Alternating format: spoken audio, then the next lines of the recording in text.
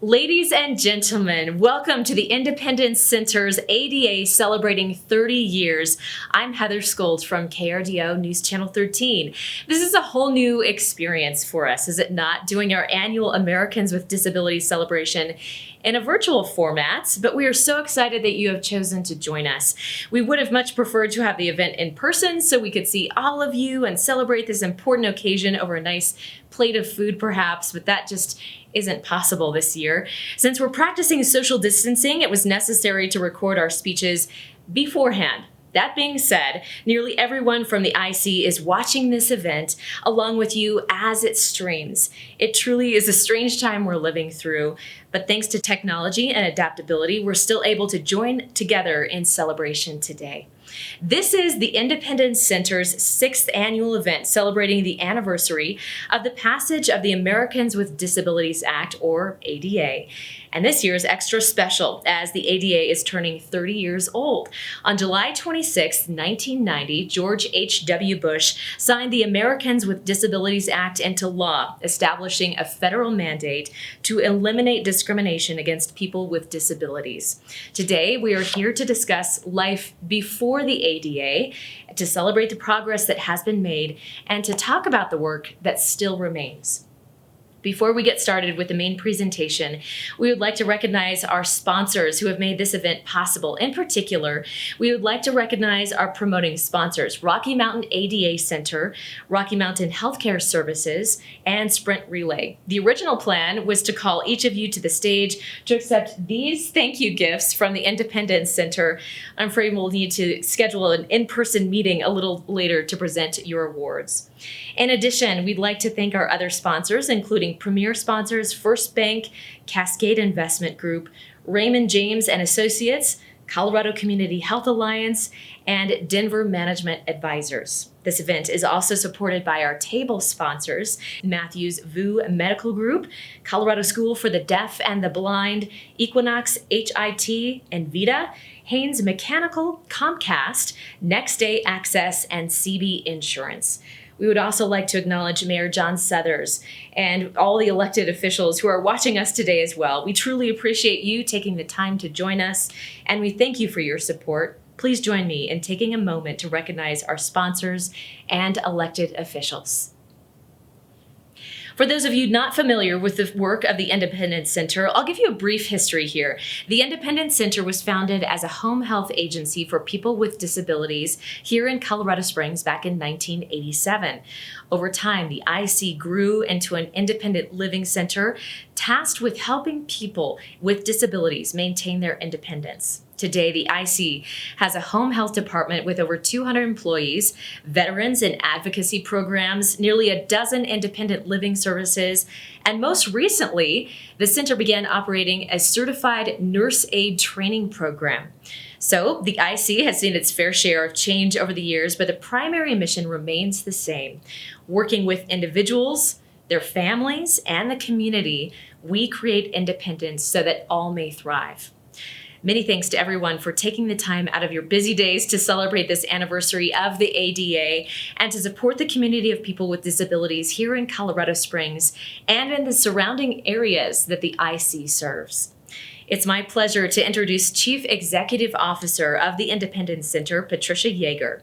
In the 1980s, Patricia was an appointee of Denver's then Mayor, Federico Pena, and Commission for the People with Disabilities. Patricia has a bachelor's in education from Marshall University, a master's in rehabilitation counseling from West Virginia University, and a doctorate in human rehabilitation from the University of Northern Colorado.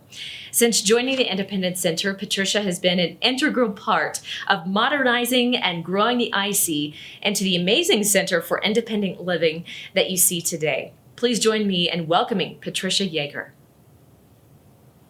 Happy birthday, ADA. You are 30 years old, and what a difference all of us have been able to make with you. I am so happy to be celebrating this anniversary of the signing of the Americans with Disabilities Act with all of you who are joining us for this great occasion.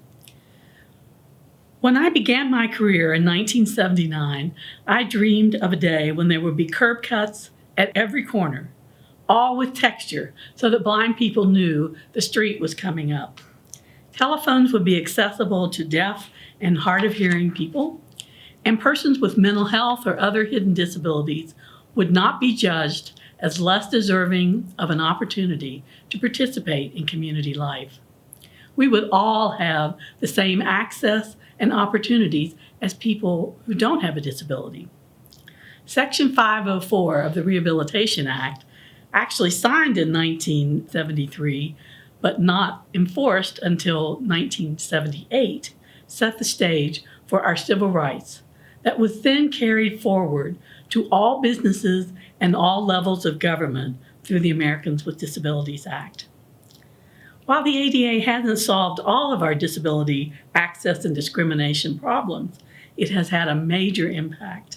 And today, this act stands as one of the most important and effective tools for ensuring equality for people with disabilities. Passage of the ADA in 1990 was finally realized after years of frustration with a lack of accessibility and a general exclusion from life's activities. Pioneers of the disability civil rights movement, such as Ed Roberts, Judy Heumann, Justin Dart, Laura Hershey, Judy Chamberlain, and Paul Longmore, just to name a few, helped to pave the way for the independent living movement and the eventual signing of the Americans with Disabilities Act. The ADA establishes into law Titles 1 through 5, each addressing a particular issue related to public life for people with disabilities. Title I addresses equal employment opportunity, while Title II focuses on disability discrimination in state and local governments. Title III deals with public accommodation in commercial facilities, while Title IV requires accessibility in telecommunications. And finally, Title V deals with various other miscellaneous provisions within the ADA. Together, these 5 titles have made and continue to make a huge difference in the lives of people with disabilities in Colorado, the rest of the United States, and I would argue the world. We're a role model. When I look back, I can clearly remember a time when we did not see people with visible disabilities out on the sidewalk or out of their homes or institutions. If they could get out of their home, often they could not get out off the block to get into the street. People who were deaf or hard of hearing were often cut off from others because of communication barriers that, with the advent of internet and texting, have been greatly reduced. There were cases of business owners asking people to leave because their visible disabilities made others uncomfortable. Children were denied access to public education because of their disabilities, and people with disabilities were warehoused in state facilities in crowded and inhumane conditions in order to keep them separated from the rest of society. It was a time when institutional discrimination against people with disabilities was rampant, blatant, and completely legal under the U.S. law. During the fight for the passage of the ADA, numerous special business interests from across the country fought tooth and nail to keep this law from being passed. There's always been a resistance to change, especially change that people do not see as impacting them directly. So for many people, they saw the ADA as more governmental regulation that would add to the cost of doing business, the cost of constructing new buildings, and the cost of public education. But they did not understand that in the long run, not making buildings and programs accessible would cost society even more. Separate is never equal, particularly when it comes to opportunities to participate. Nearly 20% of the U.S. population currently live with a disability, and it stands as the only minority group that you can and probably will join yourself, if you live long enough. If you don't have a disability yourself, you probably have a family member or a friend who does. The ADA was not created to serve one group of Americans. It was created to protect us all, and that's exactly what it does. It's really amazing to see how far we've come over the past 30 years. Many new commercial and most government buildings are being constructed with the needs of people with disabilities in mind. Features such as wide doorways, accessible bathroom stalls, properly designed parking lots, and spaces make this possible. Captioning and remote interpreting, as well as social media and texting, are making communication much easier. And assistive technology is opening up the world to people with vision loss. Well, if we've had all this progress, then why are we still talking about the ADA and pushing for change 30 years later? The answer is simple. One, people with disabilities still don't have the same access to housing, transportation, and employment as everyone else. And two, still to this day, there are attempts by politicians and special interests to chip away at the ADA and the progress that has been made. Some see this as a way to save money through limiting access and opportunities. This is why the fight for disability rights is still relevant 30 years later. So thank you for joining us. Thank you for supporting the Independence Center. And thank you for your support of the Americans with Disabilities Act. It is with your knowledge, support, and advocacy for the ADA that keeps our dream alive and ensures that the rights of people with disabilities keep moving in the right direction. Now I'd like to introduce our speakers. The individuals with us for our virtual celebration will each discuss a topic that is near to their heart and that was directly impacted by the passage of the Americans with Disabilities Act. We're asking them to tell us what life was like before and after the passage and what work is still going on as it relates to the ADA. It's my absolute delight to introduce Judy Heumann. Coming to us from Washington, D.C., Judy is one of our founding mothers leading national advocacy for people with disabilities. Working for both President Clinton and President Obama, the World Bank, and the U.S. State Department, Judy continues that work today. She was recently featured in the Netflix documentary Crip Camp. If you haven't seen it, I highly recommend it. She has a book out and has been known to stop traffic in the middle of Manhattan in the pursuit of our civil rights. She's a great role model for all of us. Toby Gannett is the CEO building Draper Commons, a 100% accessible intergenerational housing project going up in Colorado Springs. He's going to discuss housing and universal design, and I think he's going to be a pioneer for Colorado Springs in promoting universal design. Andrew Winders comes to us from the Department of Vocational Rehabilitation here in Colorado Springs and will discuss employment and his work helping people get jobs. Joining him will be Serina Gilbert, a co-worker of Andrew who has her own story to tell about employment access. Next, Julie Reiskin, Executive Director of the statewide Cross Disability Coalition, will speak about disability awareness. Julie is based in Denver, and she's one of our biggest and baddest partners in advocacy. Finally, Paul O'Brien from the Canine Companions for Independence will join us to discuss service animals, and he has a great story to tell. So please join me in welcoming our speakers. Hello, my name is Judy Heumann. I really want to thank Patricia Yeager and the Independence Center for putting this event on, celebrating the 30th anniversary of the Americans with Disabilities Act. I'm sure many of you viewing this presentation today, like me, are extroverts and really would love to be able to be together. But in lieu of that, I think this is a great alternative.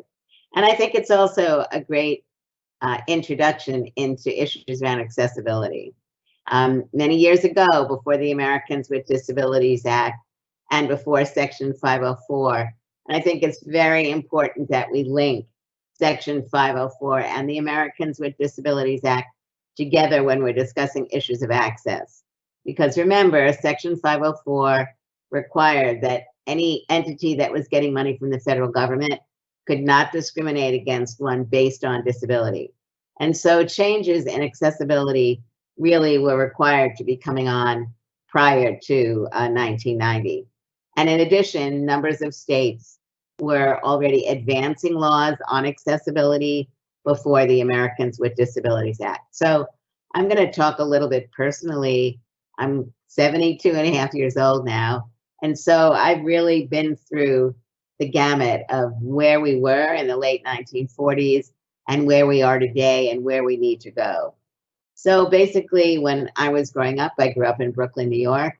Accessibility was something that was just really being discussed because of organizations like the Paralyzed Veterans of America. There were disabled people who had been in the military who came home disabled and were finding that they were living in places around the United States, in Colorado, like New York, where there was no consideration given to curb cuts or ramps or accessible bathrooms or universities or public spaces. And that's really in the 1960s that I started working with some disabled veterans. And they were really fighting in New York and other parts of the country on accessibility. So as we move forward, we move from an environment where buses were not accessible, trains were not accessible, there weren't curb cuts, and it wasn't just the absence of accessibility, but what the absence of accessibility meant. So for me, when my mother took me to school in my wheelchair, when I was 5 years old, she pulled my wheelchair up the steps to our elementary school and was, quite frankly, at that point, not expecting anything from the school except to teach me that I was deemed a fire hazard and therefore was relegated to home instruction for a total of 2.5 hours a week until I was in the middle of the 4th grade.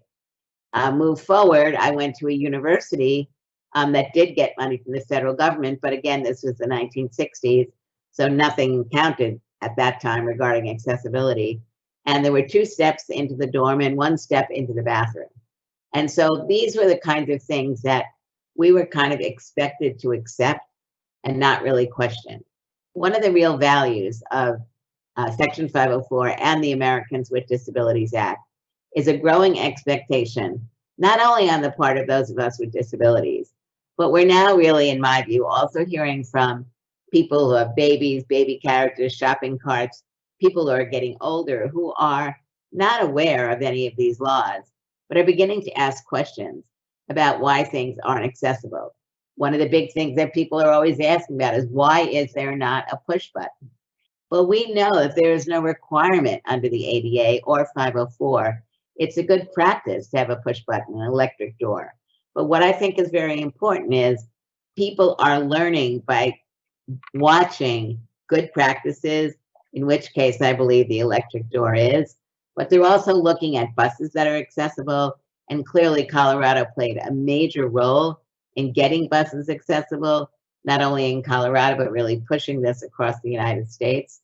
So for me, when I think about the progress that's been made and where do we need to be going in the future, we desperately need to make sure that we allow people to understand that while accessibility is a requirement under the Americans with Disabilities Act and Section 504 in certain areas, accessibility should be like universal design.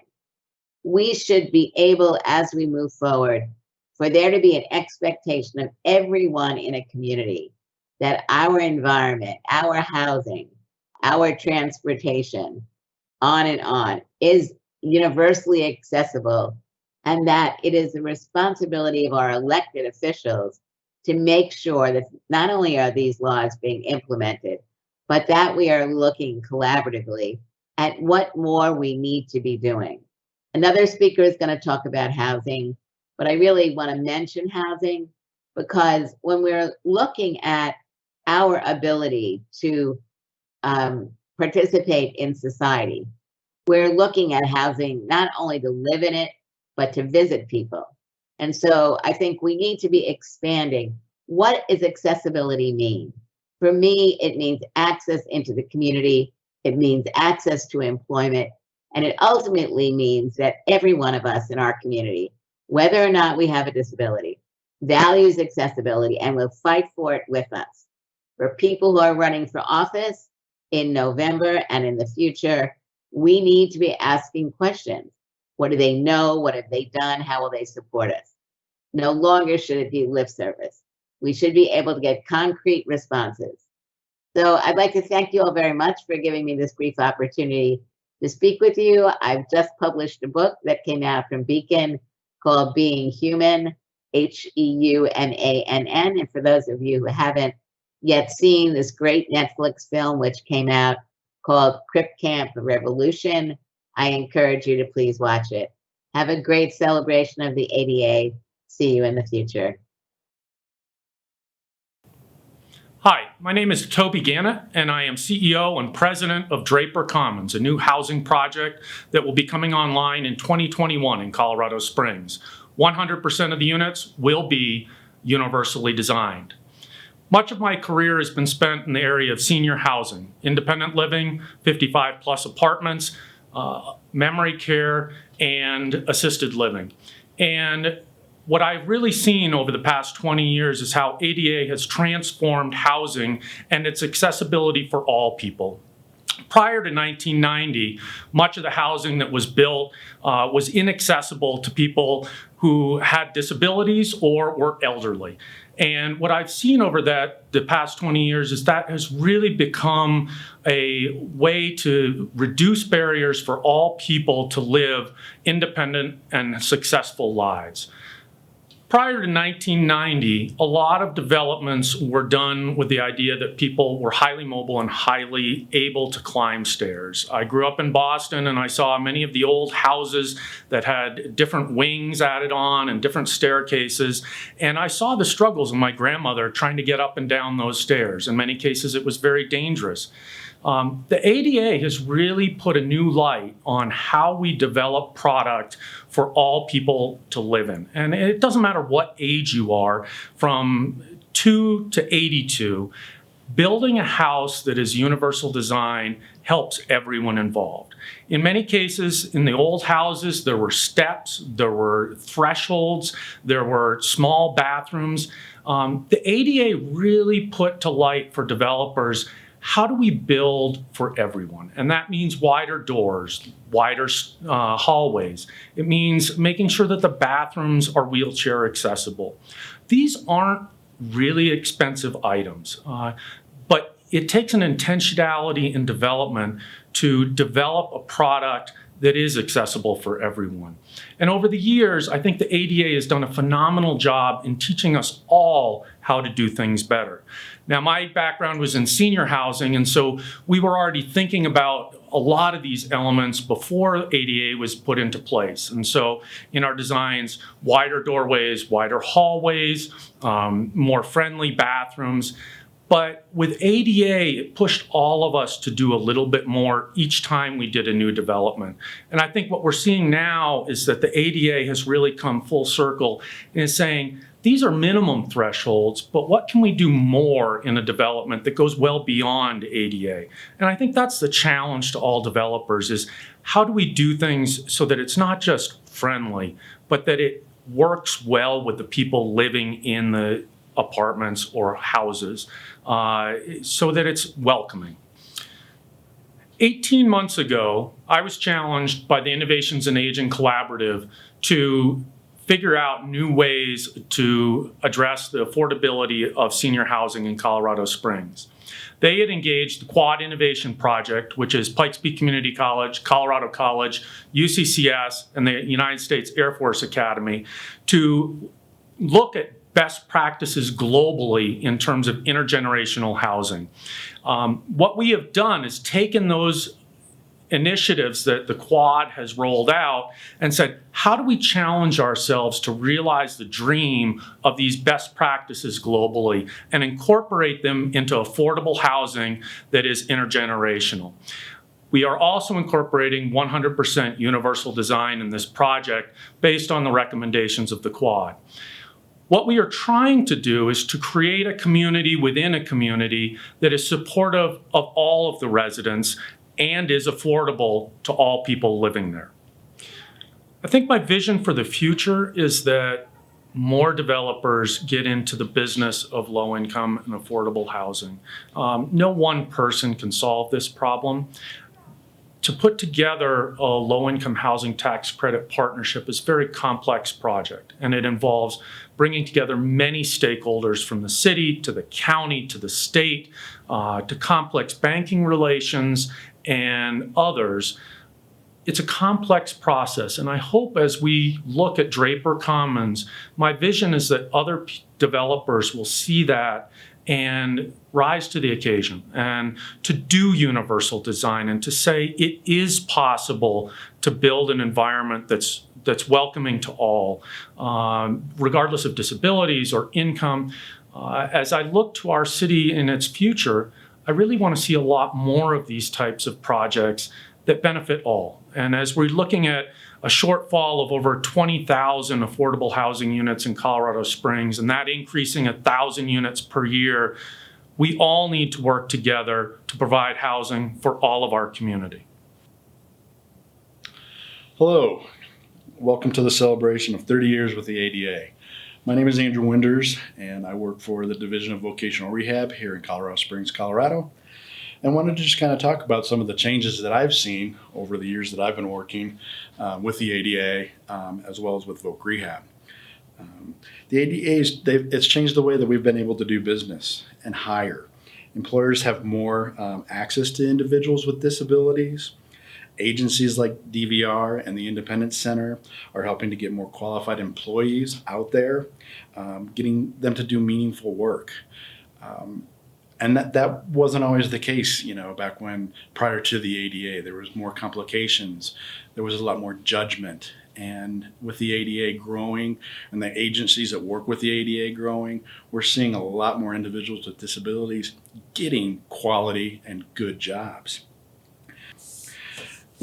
Back when I started, I got a real quick story. It's in the late 90s, and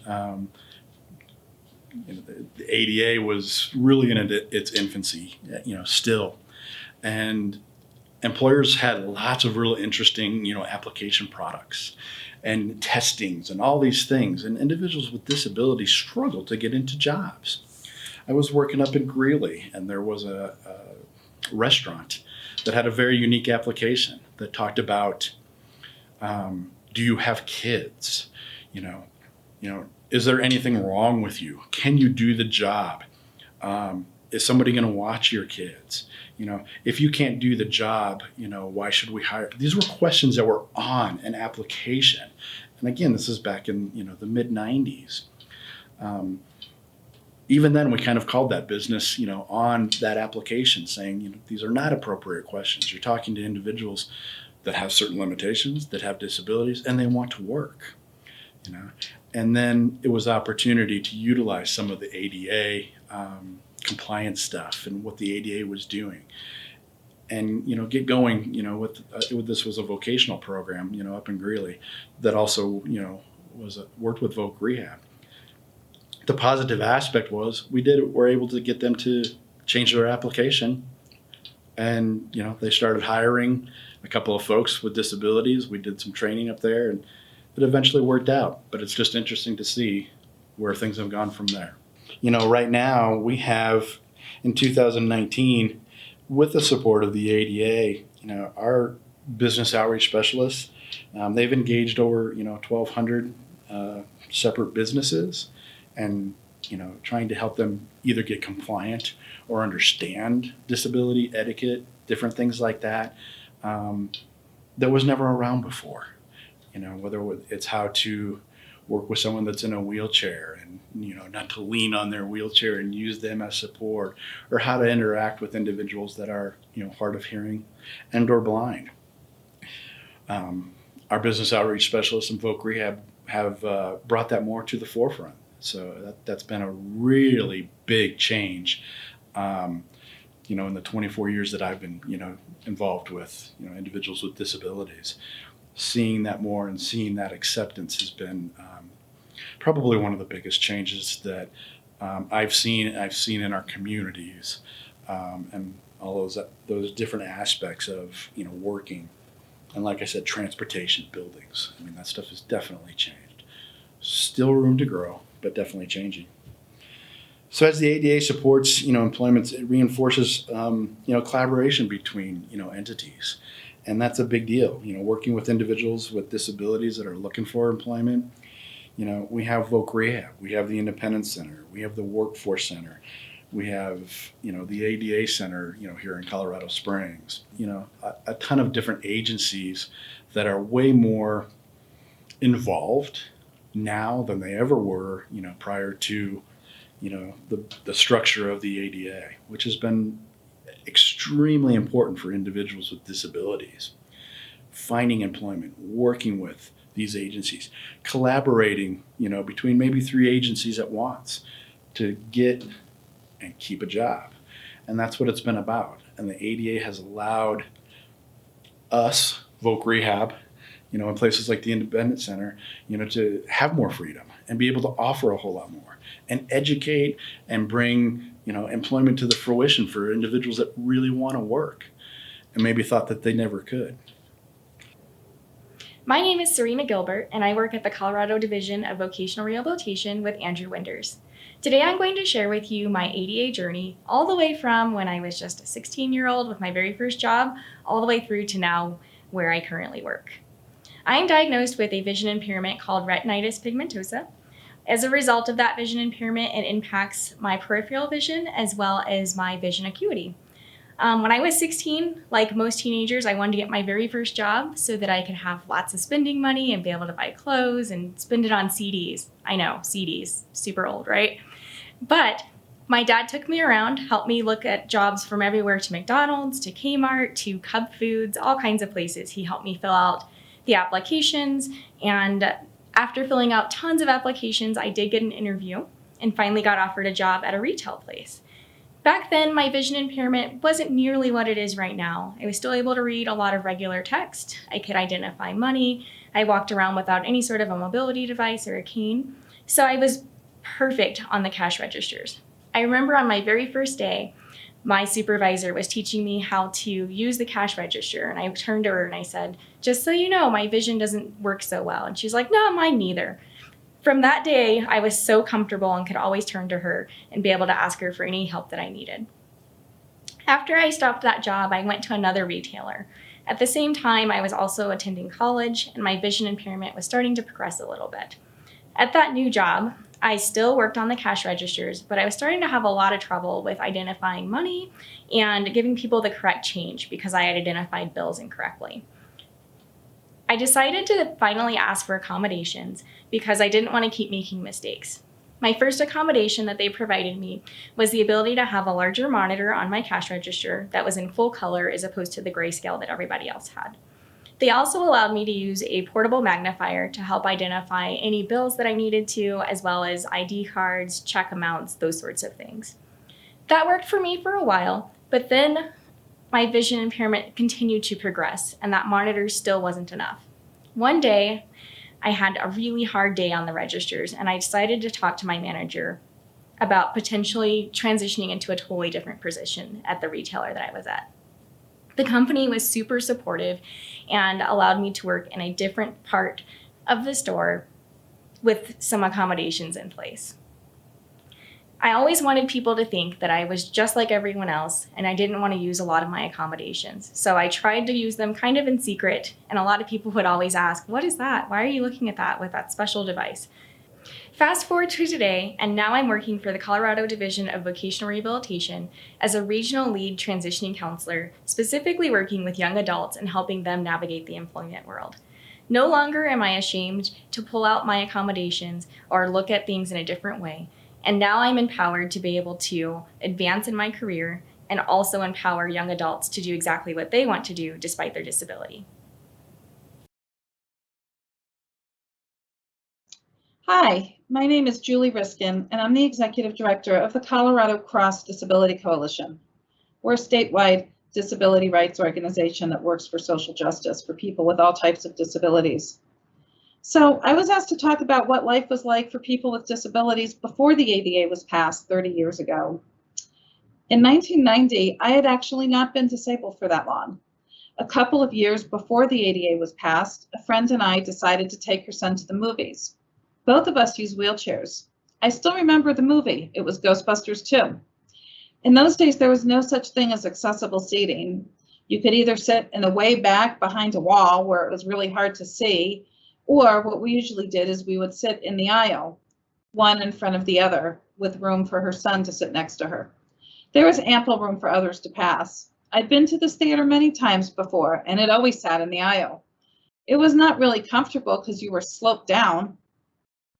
I guess because there were two of us, the theater personnel didn't like it and told us we needed to move because we were a fire hazard.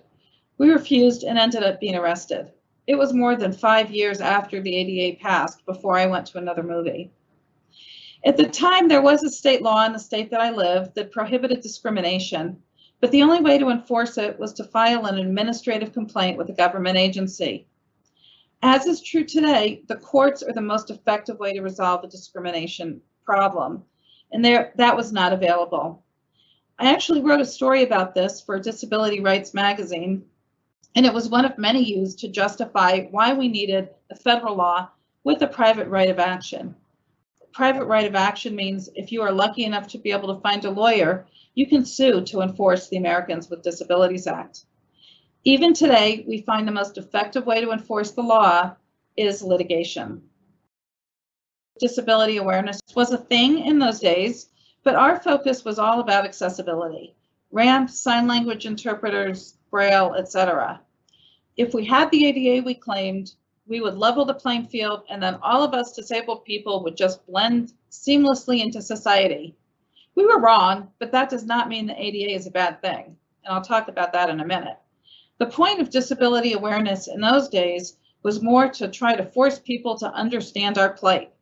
Efforts were much more focused on charity rather than parity. There was no talk in those days of disability pride, and many people, including me, yearned for a cure. Independent living centers were sprouting up throughout the country, though many had been operating since the late 70s or 80s. There were a lot of awareness commissions. However, ADAPT was growing around the country, and the ADAPT presence is what got the ADA passed, and everyone knew it. So what changes occurred with disability awareness after the ADA was passed? Well, once the ADA passed, there was a push to educate people with disabilities, to teach others about what the ADA was and how to comply.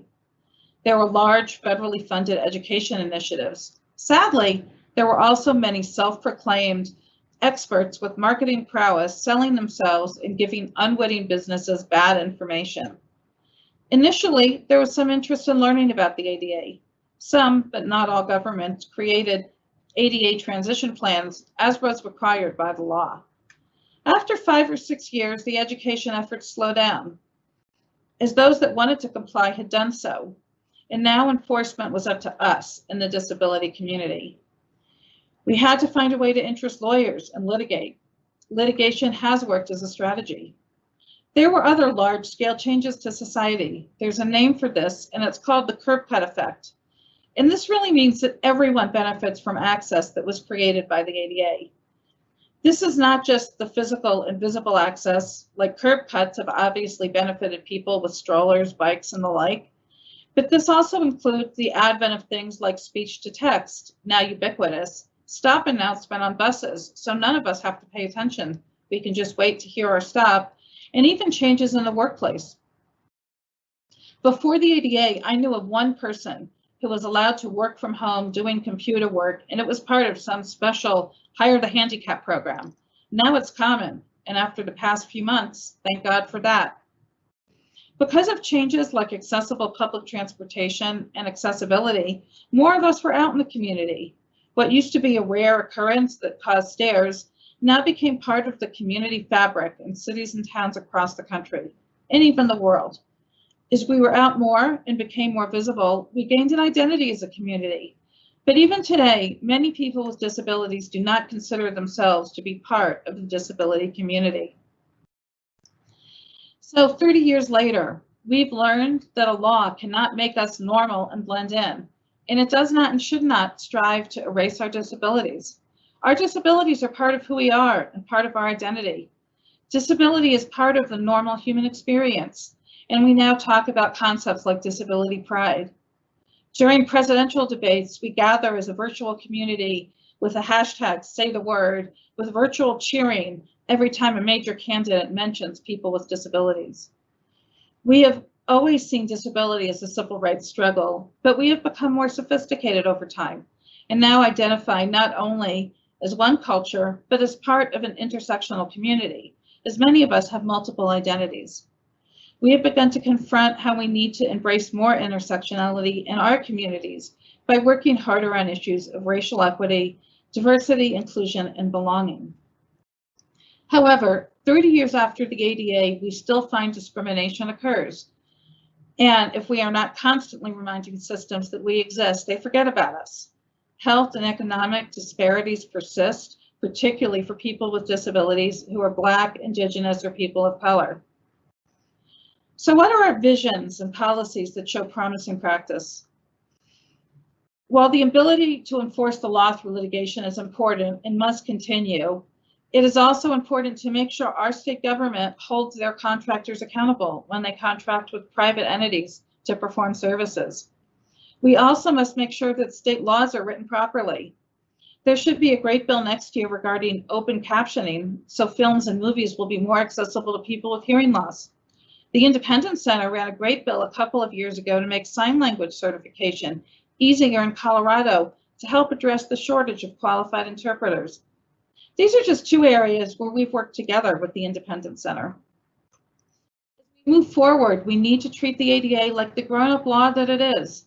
It must be an expectation of all businesses, all state and local governments, all transportation systems, and employers. It's no longer new, and I did not know is no longer acceptable. Our movement is growing and changing in important ways. We are more strongly embracing racial equity and changing internally to be more inclusive. We've been more open to the LGBTQ community. We frame our issues in social justice parlance and are more sophisticated in how we analyze policies and work on legislation. And yes, we still engage in litigation and likely will always need to. In conclusion, something I'm super proud of in Colorado is how we all work together as a disability community. Statewide organizations like the Colorado Cross Disability Coalition work with local organizations like the Independence Center. And while we're all cross disability, all of us work with organizations that are focused on one disability population, like the National Federation of the Blind. Our community works together on policy development, advocacy, legislation, and grassroots organizing. Colorado has a strong percentage of people with disabilities who vote, and my hope is that this year will be the strongest in the country. The power of any movement is that the whole is greater than the sum of its parts, and our beautiful, diverse community is the glorious result of our many organizations. CCDC wants to thank the Independence Center for the great work you do in and around the Colorado Springs community, and also to say happy birthday, ADA. Hi, I'm Paul O'Brien, and I'm the Colorado Development Director for Canine Companions for Independence. Canine Companions for Independence is a national not-for-profit organization that enhances the lives of people with disabilities by providing highly trained assistance dogs and ongoing support to ensure quality partnership. We're here today to celebrate the ADA and talk a little bit about what life was like before the ADA, then life after the ADA. And I thought maybe the best way to do that is give a little background on service dogs and their role in society. So the first thing I wanted to kind of mention is service dogs have been around, mainly guide dogs, since about World War II. And they were very well accepted into the community and into society. However, other types of service dogs didn't have that luxury. For example, service dogs that would assist someone with a physical disability other than blindness.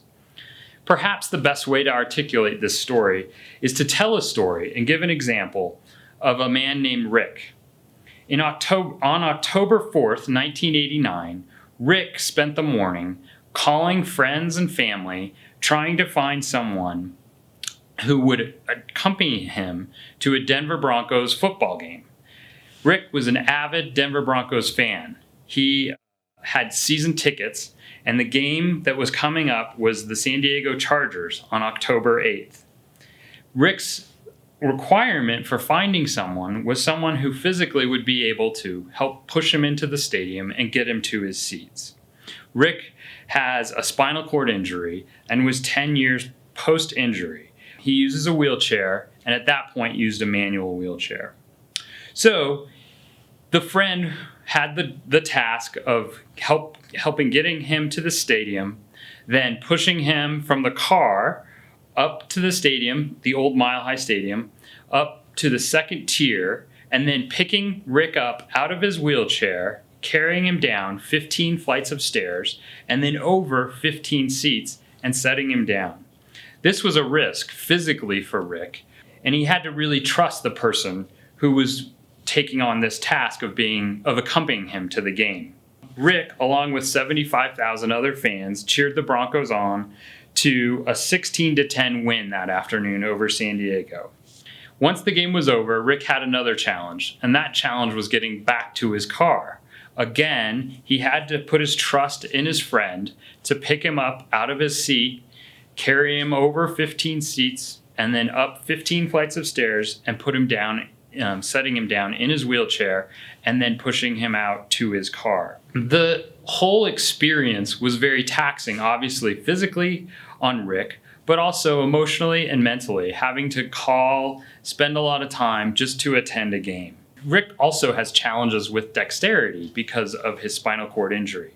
He often drops things, and he had no way of picking it up. Rick would often drop his phone or remote control for his TV and wouldn't be able to get it. He relied on his family and friends to pick it up. His daily life was also impacted by his spinal cord injury. He was forced to live with his mom and a sister who would help him perform daily tasks because he wasn't able to do them on his own.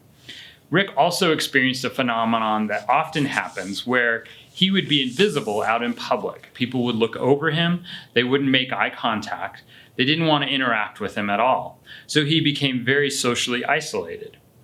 It was a really tough existence for Rick, but he persevered, and thankfully, in 1990, the ADA was passed. Life changed dramatically because, in part, the ADA provided public access for people who use service dogs.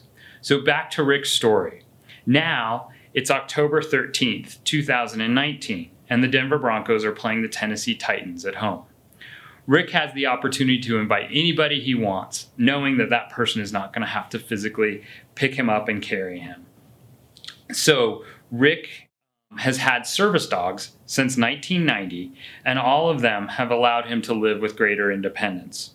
Rick and his friend cheered on the Denver Broncos to a 16-0 win over the Tennessee Titans, and thanks to the ADA, the game became much easier.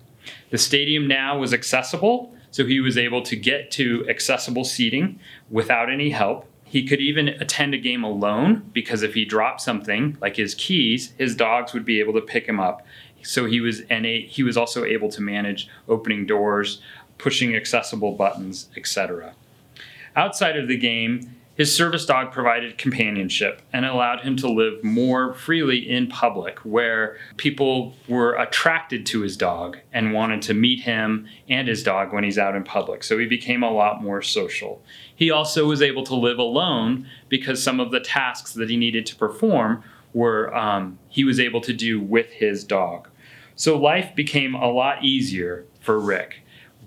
Rick also could attend an away game because travel became so much more accessible with the use of his service dog. Rick is a great example of someone whose life became enhanced thanks to the ADA. There are many people that the challenge now is that the ADA provides this access, and many people don't understand or respect the intent of the ADA. We have an issue with fraudulent service dogs or people trying to pass off their pet dogs as service dogs. And then we're also in a situation where more and more types of disabilities are being served by service dogs.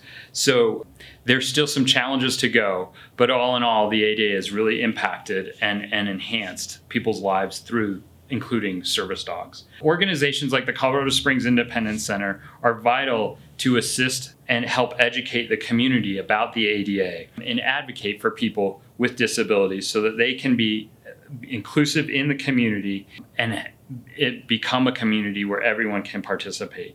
Canine Companions is proud to partner with the Colorado Springs Independence Center and help educate and advocate and inspire to make more stories like Rick's a reality. Thank you very much. I just want to say thank you to all of the speakers who are joining us today. It was great to hear your perspective for each of these critical areas that have been positively impacted by the ADA.